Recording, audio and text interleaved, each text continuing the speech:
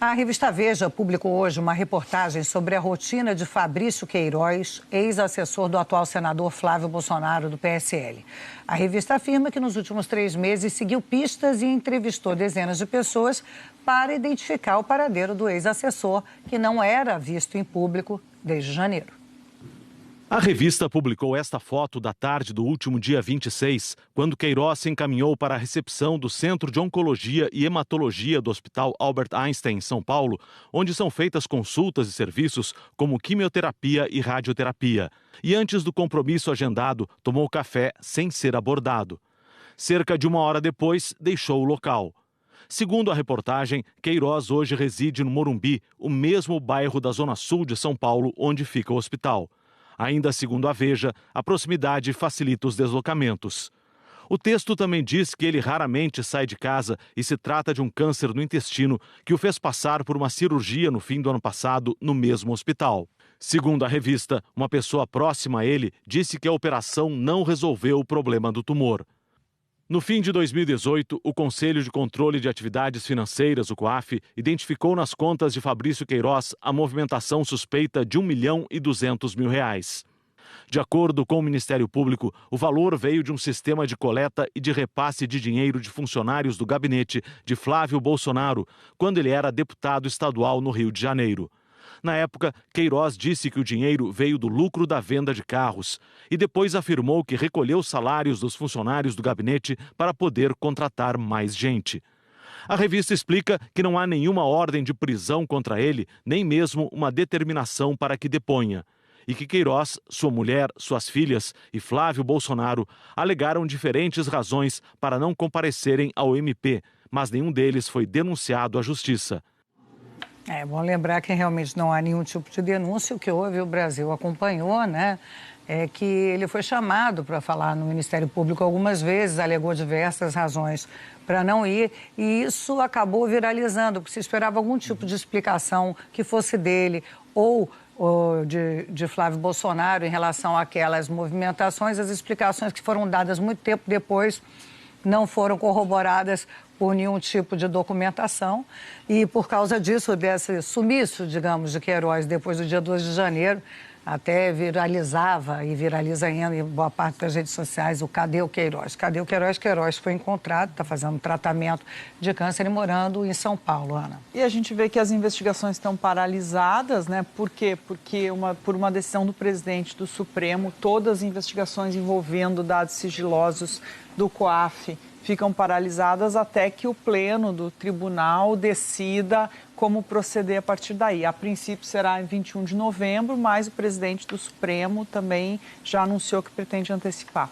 A revista Show Queiroz, agora é preciso saber, quer dizer, é de curiosidade quase geral, como é que ele paga essa conta. O Albert Einstein não é um hospital barato, plano de saúde, qual é a renda que faz com que ele consiga pagar isso, que já era uma questão relativa àquela operação do ano passado, né? Mas como nunca ninguém veio a público dar explicação nenhuma, nem compareceu ao Ministério Público, a gente continua legitimamente preocupado em saber. Mas era importante saber que ele estava vivo, porque havia até dúvida se vivo ele estava, porque ele tinha desaparecido tão completamente, falava-se que ele estaria em Rio das Pedras, protegido aqui, temia-se pela vida dele. Está vivo, tratando a saúde, mas a questão de quem está financiando o tratamento continua sendo pertinente, independentemente de alguma deliberação do Supremo. É preciso deixar claro que a questão da rachadinha, que vem a grande suspeita nesse caso, que é crime, não acontece ou não é investigada somente no gabinete de Flávio Bolsonaro.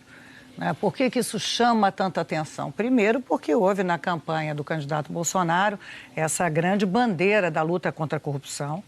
No princípio, uma grande defesa do COAF ficar no Ministério da Justiça, justamente porque o COAF, logo ele, seria um importante instrumento no combate à corrupção. Só que quando o COAF, que era importante até então, bate no gabinete de Flávio Bolsonaro, a coisa vira de figura. Questão jurídica, como disse a Ana Flor, é justamente essa provocação que o próprio senador Flávio Bolsonaro deu ao Supremo Tribunal Federal. Vem cá, mas poderia ter partilhado esse tipo de relatório das minhas movimentações? É quebra de sigilo? Não é quebra de sigilo? Então, Dias Toffoli suspendeu e todo mundo aguarda que esse tema seja pacificado. Volto a lembrar, tem 2 tipos de relatório do COAF. Tem um que é uma foto, COAF só fala assim, está estranho, não tem como. Renda e movimentação não batem, fugiu da curva. E isso é mandado para o Ministério Público. Tem um outro tipo de relatório que é mais detalhado. Vamos citar aqui todas as movimentações. Eu passei para você, que passou para ele e tal. Esse, há quem defenda que não poderia ser compartilhado sem uma decisão judicial. Então, o que se espera que o Supremo define? O que pode ser compartilhado?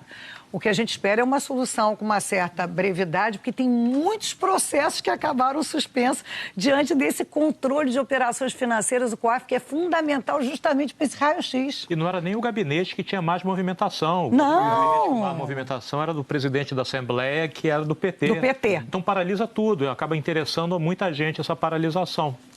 Só que a gente interessa também a não paralisação. Exatamente, é isso, né? Porque é um instrumento importante de combate à corrupção. E ainda que tenha essa questão processual, quer dizer, embora o Queiroz tenha evitado ou deixado de ir em alguns depoimentos nos quais ele foi convocado, ele acabou dando depoimento e admitiu que sim cobrava. A própria reportagem menciona isso, quer dizer, acho que não tem dúvida sobre, de fato isso acontecia, se colhia uma parte do salário dos funcionários do gabinete para se dar algum fim e isso passava pela conta dele. Agora, se o Flávio Bolsonaro sabia ou não sabia, era de conhecimento dele, é isso que tem que ser investigado. E a gente fica discutindo tanto a questão da austeridade, né? Por que um deputado, por que um senador, por que um parlamentar tem que ter tantos assessores?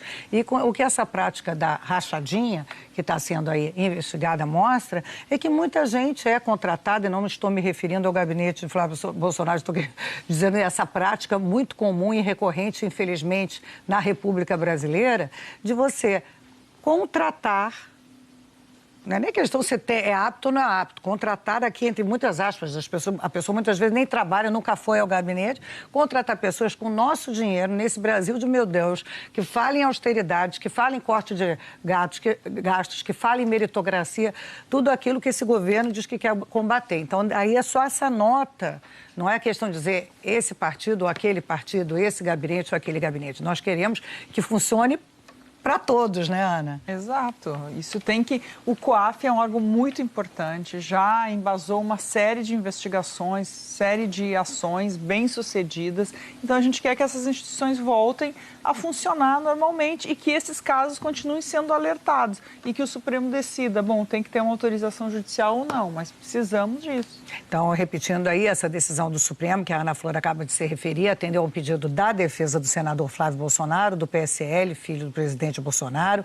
A defesa de Fabrício Queiroz divulgou nota em que diz que recebe com tranquilidade as informações veiculadas pela revista, uma vez que elas comprovam o que vem sendo dito, que o que vem sendo dito é absolutamente verdadeiro. A defesa não se manifestou sobre a movimentação suspeita de R$1.200.000 e nós procuramos a assessoria do senador Flávio Bolsonaro, mas não obtivemos retorno até agora. O assunto